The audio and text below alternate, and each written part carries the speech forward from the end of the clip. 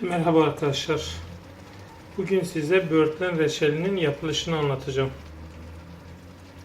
Tarladan topladığımız böğürtlenleri çöplerinden arındırıyoruz ve çok hafif bir suda yıkıyoruz. Böğürtlenlerimizi iki kısma ayırıyoruz. Bir kısmını şekere basmak üzere yaklaşık %75'ini şekerle birleştiriyoruz akşamdan.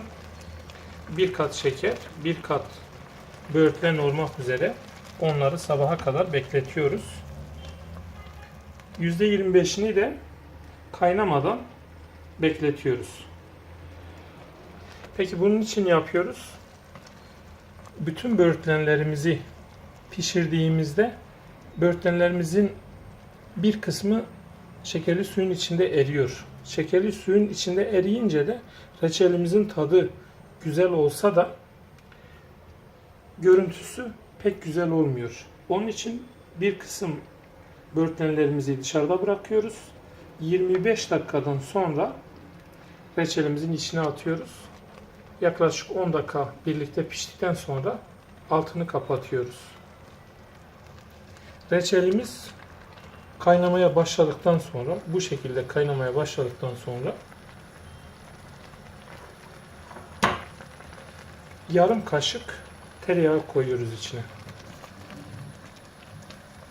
Tereyağı koymamızın sebebi şu: tereyağı üzerindeki köpük oluşmasını engelliyor. Aynı zamanda reçelimizin parlak olmasını sağlıyor. 40 dakika, 45 dakika reçelimiz piştikten sonra kıvam testi yapıyoruz. Kıvam testi için bir porselen tabağımızı buzdolabına koyuyoruz, soğutuyoruz. 1-2 dakika sonra çıkarıp reçelimizin suyundan biraz damlatıyoruz. Eğer su akışkanlığını kaybetmişse, yavaş ilerliyorsa reçelimiz kıvamını almaya başlamıştır. Burada özellikle belirtmem gereken bir şey, reçelimizi tamamen kıvam aldırmıyoruz. Biraz bırakıyoruz. Hafif sulu kaldıktan sonra güneşte pişmek üzere altını kapatıyoruz. Peki niçin güneşte pişiriyoruz? Güneşte pişince taneler erimiyor.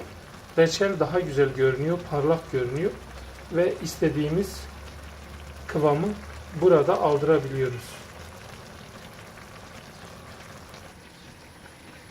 Evet, bunlar tarladan topladığımız böğürtlenlerimiz ya da ahududularımız. Sonra pişiriyoruz. Piştikten sonra da 2 gün sonra işte bu mükemmel reçel meydana geliyor. Harika değil mi?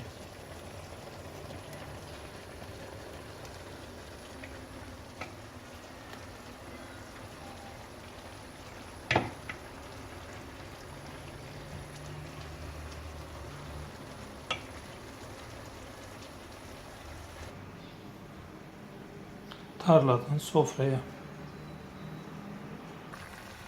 Reçelimiz pişmeye yakın, içine 1,5 limon suyu ve 1 tatlı kaşığı kadar limon tuzu ekliyoruz. Bunu mutlaka yapmalıyız, yoksa reçelimiz şekerlenir. İyi günler.